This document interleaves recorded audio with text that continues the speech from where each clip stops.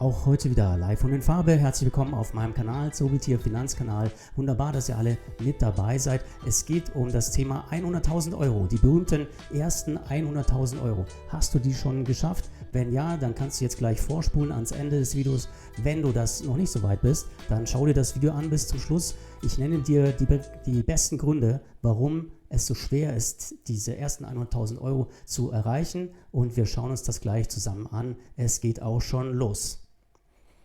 Es gibt natürlich verschiedene Übersichten. Ich habe hier mal eine Grafik von der YouTube-Kollegen Finanzpassion und dort seht ihr die Ansparzeit mit verschiedenen monatlichen Raten, wenn man also 100.000 Euro erreichen will. Und da gibt es die Möglichkeit 25, 50, 100, 500 und bis zu 1.000 Euro, 2.000 Euro anzusparen. Und wenn du also 1.000 Euro pro Monat Ansparzeit, monatliche Sparrate investierst, dann hast du ungefähr 7 Jahre, brauchst du dafür dann, um die 100.000 Euro da zu erreichen.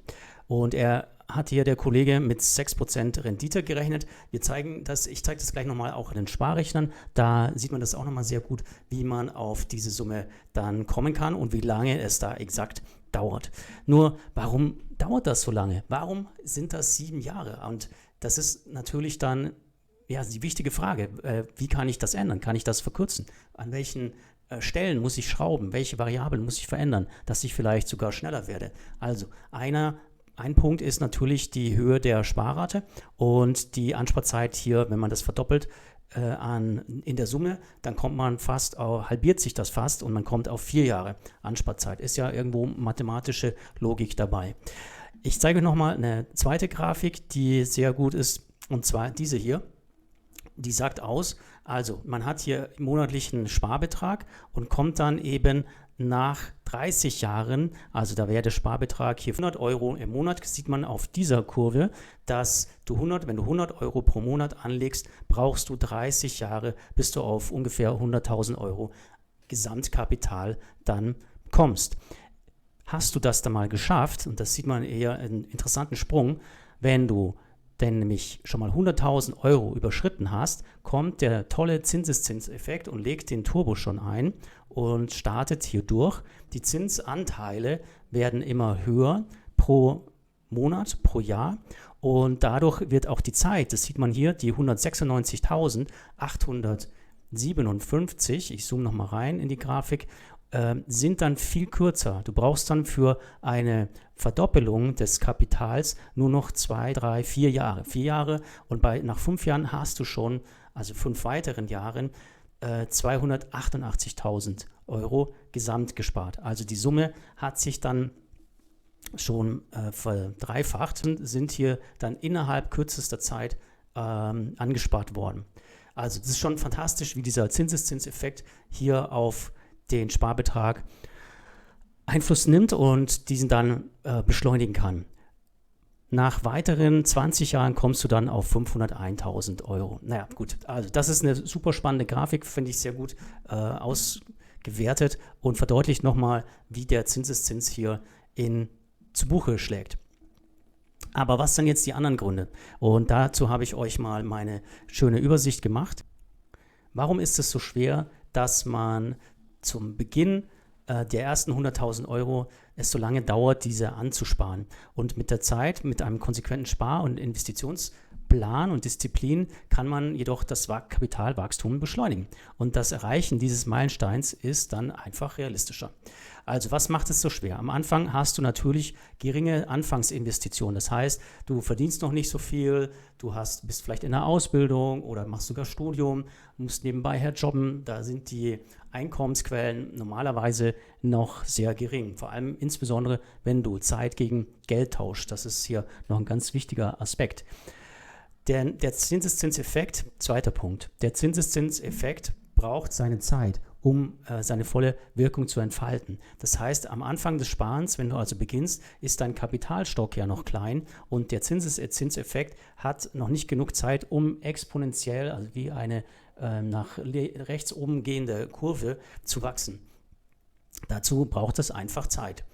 Dann hast du wahrscheinlich noch in den jüngeren, früheren Lebensphasen andere Konsumwünsche. Also du hast früher in der Zeit Ausgaben und vielleicht höhere Ausgaben, als du dir dann vorstellst und vielleicht sogar auch Schulden, weil du auf Konsumkredite einen Fernseher bestellen willst oder dir ein Auto kaufen willst oder. Also da gibt es ja viele unzählige Wünsche und da ist man noch nicht so diszipliniert vielleicht. Also das ist der dritte Punkt. Vierter Punkt ist die Vorsicht und die Risikoaversion. Also das hat sich jetzt natürlich mit den Neobrokern etwas gebessert und die Leute, die jüngere Generation 20 plus, Mitte 20 und Anfang 30, haben angefangen, da ist der Anteil der Gruppe, die jetzt in Aktien investiert, auch gewachsen und größer geworden. Da gibt es schon mittlerweile Studien dazu und Auswertungen, die das belegen.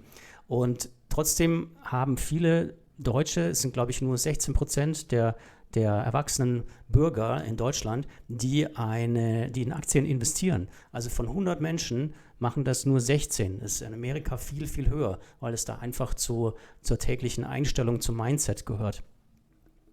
Die Deutschen haben da immer noch den Bausparer favorisiert oder sie lassen das Geld auf dem Girokonto liegen, weil sie einfach die Aversion, also sprich Angst vor dem Risiko haben. Dabei ist das Risiko überschaubar. Du kannst dir gezielte Aktienwerte aussuchen, die ein minimiertes Risiko haben oder heutzutage dann auch die ETFs, die breit gestreut sind und natürlich musst du diversifizieren in deinem Aktiendepot. Aber dazu gibt es noch weitere Informationen später. Dann hast du natürlich Verlockungen und Versuchungen, damit ist gemeint, also Punkt 5, Verlockungen und Versuchungen, dass du Geld für Konsum und kurzfristige Wünsche ausgibst, die du dann zuerst befriedigst und damit dauert es einfach viel länger. Jetzt schauen wir uns das nochmal in der Zusammenfassung an. Es hängt also vom Sparbetrag ab, die ersten 100.000 Euro schnell zu erreichen, dann von deiner Rendite, ob du 3, 4, 5 oder 8% Rendite auf die Investition bekommst, dein zeitlicher Horizont, in der du das erreichen willst, natürlich so schnell wie möglich und vor allem die Konsistenz und Regelmäßigkeit des Sparens. Also das heißt, wenn du jeden Monat was anlegst oder sogar jede Woche einen Betrag zurücklegst, wirst du schneller den Zinseszinseffekt und schneller deine 100.000 Euro erreichen, als wenn du nur einmal im Jahr zum Beispiel eine Investition tätigst. Dann hat es noch steuerliche Hintergründe, kann also auch einen Einfluss haben, je mehr Steuern du also zurückbekommst. Das heißt auch hier, mach einfach deine Steuererklärung, hol dir Geld zurück vom Finanzamt oder noch besser, lass dir die Freibeträge für Kinder und für Familie und so weiter eintragen, damit du auch weniger Geld an das Finanzamt pro Monat abgeben musst. Dann bist du auch deinem Sparziel 100.000 Euro und plus viel schneller mit dabei. Also jetzt machen wir mal ein Beispiel. Ich habe hier den Rechner von zinsenberechnen.de und das ist ein super Sparrechner, mit dem kann man zum Beispiel jetzt die Ansparzeit genau berechnen. Ich mache jetzt mal ein Beispiel. Ihr habt schon 6.000 Euro und die Sparrate, ihr könnt tatsächlich schon 500 Euro im Monat zurücklegen und ich gehe auf 6% und lasse dann 100.000 Euro Endkapital berechnen und das Ganze geht in die Kalkulation. Und er sagt mir dann, du brauchst hier 10 Jahre. So, jetzt zwei Variablen verändern wir jetzt einfach mal. Du hast hier schon eine Sparrate von 600 Euro im Monat und nochmal 8,5%. Und wie viele Jahre sind das jetzt? 8,4 Jahre. Also, du hast schon eine viel kürzere Zeit, sobald du deine Sparrate und die Rendite erhöhen kannst. Was jetzt nicht heißt, man soll hier all in gehen und hier möglichst hohe Renditen immer abschöpfen. Man muss natürlich auch schauen, wie risikoreich ist das Investment. Und wenn das Ganze Genau, und das Gleiche werden wir es jetzt mit dem zweiten Sparrechner uns angucken. So, du hast hier die Möglichkeit auch, wir gehen wieder auf das Finanzfluss.de Seite, auf die Finanzfluss.de Seite. Wir schauen uns das jetzt mal im zweiten Rechner an und das ist der Rechner von Finanzfluss.de. Der ist auch sehr gut, ich kann ihn echt empfehlen. Spielt mal einfach da mit euren Zahlen, die ihr eingeben wollt. Ich sage wieder 6.000 Anfangskapital, damit wir einen Vergleichswert haben. Monatliches Sparintervall und die 600 Euro bei 8,5%. Sagt er hier 7 Jahre Laufzeit. Ich gehe nochmal auf Berechnen. Ich habe das hier schon mal eingegeben gehabt und sage Berechnen, 79.000. Also da sind wir noch nicht ganz bei 100.000, dann machen wir 8 Jahre, geben 8 Jahre ein. Ja, also er braucht dann doch fast 9 Jahre. 9 Jahre haben wir 109.000. Jetzt sage ich mal Laufzeit 8,4. Das geht. Gut. Er nimmt hier nur ganze Jahre. Also der Rechner kommt auf 93.000 insgesamt. Und ihr seht aber, je höher, je länger diese Laufzeit ist, umso mehr ist der Zinsstock für deine enthaltenen Zinszahlungen und Dividenden, der wird immer höher. Und das ist dieser sogenannte Zinseszinseffekt, der dann in Kraft tritt. Dann monatlich 600 Euro zu 8,5% investiert, bekommt man mit 63.600 Euro Einzahlung 30.300 Euro an Zinsen von Kapitalerträgen. Bombastisch, sehr gut. Videos schon, ich habe jetzt eins gefunden vom Benedikt und da schauen wir gleich mal kurz rein. Das finde ich sehr spannend, hat das auch gut gemacht. Es gibt aber von Homo Economicus eins mit Belohnung verschieben. Dann natürlich gibt es vom Finanzfluss-Team, die haben auch ein Video dazu gemacht. Da spricht er dann von einer Formel, der Thomas. Da gehe ich jetzt gar nicht mehr genau ein. Ich verlinke das euch unten im Video. Ihr könnt ja mal genau euch das anschauen. Und jetzt gehe ich auf das Video von dem Benedikt und da schauen wir jetzt gleich mal rein. Gespart, anstatt ihn auszugeben. Doch wie viel sollte man maximal von seinem Einkommen ausgeben? Wie viel sollte man von seinem Einkommen sparen? So, das ist das Video, die ersten 100.000 Euro aufbauen mit wenig Einkommen und Benedikt erzählt hier, wie man das machen kann und die Themenpunkte, die er sich hier rausgesucht hat, die sind ja ähnlich dann wie hier und jetzt spricht er von Sparen versus Ausgeben und Ausgaben. Hier kannst du dich an der 50-30-20-Regel orientieren. Diese Faustregel hilft dir dabei, dein monatliches Einkommen aufzuteilen. Maximal 50% des monatlichen Nettoeinkommens sollte man für lebensnotwendige Dinge wie Miete, Essen, Versicherung, Strom und öffentliche Verkehrsmittel ausgeben. 30% kann man dann für persönliche Dinge verwenden, die Spaß machen, zum Beispiel Essen gehen, Hobbys, Kleidung und Urlaub. Und die übrigen 20% sollte man langfristig sparen. Also er sagt hier, 50 gehen in die Fixkosten wie Miete und Autorate oder sonstige fixe Ausgaben, die man im Monat hat. 30 für Lebenshaltungskosten, 30% und 20 für Sparen. Beziehungsweise investieren natürlich desto mehr Jahre. An dieser Stelle möchte ich natürlich Urlaub und die übrigen 20% sollte andere das natürlich anders sehen und sagen, die können nicht so viel sparen und das ist halt mein Punkt. Die Situation ist so, du musst überlegen, willst du das ziemlich schnell erreichen und ziemlich Vollgas geben, um die ersten 100.000 Euro dann erreichen zu können? Dann frage ich mich, warum so viel 30% das sind 300 Euro. Also nehmen wir mal ein Beispiel, du hast 1.000 Euro und davon gibst du 500 aus für Miete und sonstige fixe Lebenshaltungskosten. Okay, passt. Dann hast du noch 500 Euro übrig und davon legst du nur 200 Euro ins Sparen. Na, das ist halt dann dauert es auch 10 Jahre. Also du musst hier diese 500 Euro am besten, idealerweise 500 Euro von deinem Geld in deine 100.000 Euro Aktiendepot, ETFs und Bitcoin meinetwegen noch in Währungen dort hineinstecken. Pumpt die ganze Summe rein, so hoch es geht. Ich habe hier bei meinen Sparplänen, da gibt es auch ein Video dazu, das kann ich dann nochmal verlinken, da habe ich 1.300 Euro im Monat angespart. Du musst so viel weglegen wie möglich, baller das ganze Geld in die ersten 100.000 Euro. Sollte man langfristig sparen bzw. investieren. Das ist das nächste. Wechsel dein Mindset. Er erwähnt es ein bisschen, Mindset heißt, wir gehen mal einfach den Fahrplan durch, wie du am besten zu deinen ersten 100.000 Euro kommst.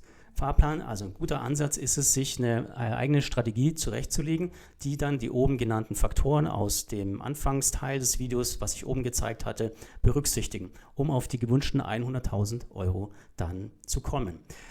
Gründe für den langen Vorlauf haben wir besprochen. Also anfangs ist wenig Rendite und zum Beispiel nur 1.000 Euro und so weiter da. Also wenig Zins, kleiner Zuwachs. Kleine Sparrate und wenig Sparkapital, dritter Punkt. Also deshalb Motivation. Und die Regeln zum Erfolg. Wenn du früh beginnst, am besten, sobald du die Ausbildung hast, das erste Einkommen oder auch sogar Oma, Opa Taschengeld, dann starte so früh wie möglich in deinen unter 20er Jahren oder dann in den 20er Jahren. Und wenn du noch nicht angefangen hast, dann ist es auch okay. Ja, verzeih dir selbst. Es ist okay, dann beginne aber jetzt. Fang jetzt damit an und mach es heute. Steig in ein Depot ein. Auf der Straße zu deinen ersten 100.000 Euro. Dann das Mindset, was ich gerade meinte von Benedikt. Ändere das Mindset. Werde vom Sparer zum Investor. Investiere in Aktien, in ETFs, in die bekannten Anlagen. Und vor allem erhöhe deine Sparquote von Anfang an. Also nicht nur 200 Euro, sondern nimm die 500 Euro, nimm 50%, 60% deiner Einkommensströme, die du hast, und leg die in die ersten 100.000 Euro. Danach, wenn du die erreicht hast, kannst du das ja auch wieder reduzieren. 5. Punkt, Automatisierung deiner Investitionen. Also das heißt, durch feste Sparpläne, wie zum Beispiel bei Trade Republic. Ich habe unten auch eine Verlinkung zu Trade Republic, da kannst du ein Depot aufmachen. Schau dir das einfach mal an und eröffne ein Depot dort. Und dann geht es schon los. Das heißt, du kannst deine Investitionen dort automatisieren. Und der Vorteil ist, dass dieses Geld dann auf einem anderen Konto schon liegt, auf einem Verrechnungskonto oder dem Depot, und dort bist du nicht mehr verführt, es auszugeben. Du siehst es quasi nicht mehr. Es ist aus dem Augen, aus dem Sinn. Und das hilft dir unglaublich, da nicht aus Versehen jetzt plötzlich doch das Geld wieder auszugeben. Nächster Punkt, konsequent deine Strategie durchhalten. Also wenn du dir dieses automatische System und deine Strategie an Sparrate und Rendite herausgesucht hast, dann hilft das dir. Du belohnst dich einfach später, machst sinnstiftende Belohnungen, wie zum Beispiel mit schönen Erlebnissen, aber die müssen ja nicht Geld kosten. Belohne dich dadurch, mach eine schöne Wanderung, fahr mit Freunden irgendwo an den See, geh schwimmen, mach aktiv Sport. Das sind dann die Belohnungen, die dein Konsumverhalten ersetzen können, und wenn du das machst, dann hast du auch viel weniger Konsum in dieser Zeit. Nächster Punkt, für ein Zwei-Konten-System, um deine Strategie durchhalten zu können. Ein Konto für deine Konsumausgaben, wie zum Beispiel Lebensmittel und sonstige Dinge. Verzichte auf große Ausgaben wie Auto und Fernseher oder Handy, iPhone für 2.000 Euro, und das andere Konto, das zweite Konto, nimmst du für deine Investitionen und Sparraten. Ich habe hier schon mal vor einiger Zeit den Christian Delacour entdeckt, auch ein toller Top-YouTube-Kollege. Er hat hier eigenes Video, eigene Empfehlungen zu auch 100.000 Euro, und er sagt das sehr ähnlich mit der Strategie, und hier sind so seine Empfehlungen für ETFs. Da könnt ihr dann nochmal dieses Video anschauen, ich verlinke es dann unten, und er empfiehlt hier den Vanguard zum Beispiel, den S&P 500, den iScore MSCI World ETF, dann hat er hier den Vanguard FTSE Developed Europe ETF, und er sagt der iShares MSCI World Small Cap ETF. Das sind so seine Hauptempfehlungen an ETFs. Schaut euch die selber einfach nochmal an über die Seite justetf.com, da könnt ihr die Fakten nochmal prüfen. Wichtig ist, dass sie eine niedrige TER haben und weit gestreut sind, und vor allem nehmt nicht nur ein ETF, weil wenn ein ETF zusammenbricht, dann ist das Geld auch halbiert, ja, wenn der 50% runtergeht. Oder ihr habt am besten mehrere ETFs, um dann wieder auch innerhalb der ETFs Investitionsklasse zu diversifizieren. Dann habt ihr es gut gemacht.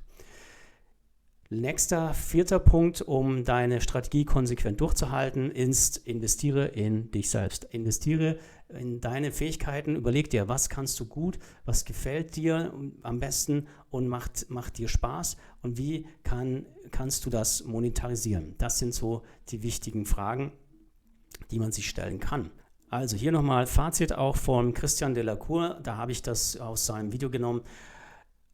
Gib 100% Gas auf die ersten 100.000 Euro, um sie schnell zu erreichen. Einkommen hochschrauben, an Humanvermögen und Einkommensquellen arbeiten und entwickeln. Hab verschiedene Einkommensströme, und wie sagt hier 50 plus von jedem ungeplanten Geldzufluss sparen. Also das ist eine viel höhere Quote.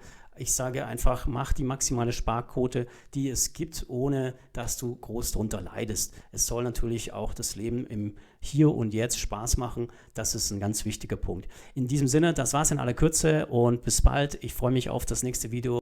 Das war's auch schon in aller Kürze. Ich hoffe, das Video hat dir gefallen. Lasst einen Daumen hoch da. Teilt das Video mit allen Interessierten, die dieses Thema noch nicht kennen. Bleibt dran und schreib in die Kommentare, ob du die ersten 100.000 Euro schon erreicht hast. Dann bleib dran, motiviert und bis zum nächsten Mal. Bleibt investiert. Danke euch. Ciao, ciao.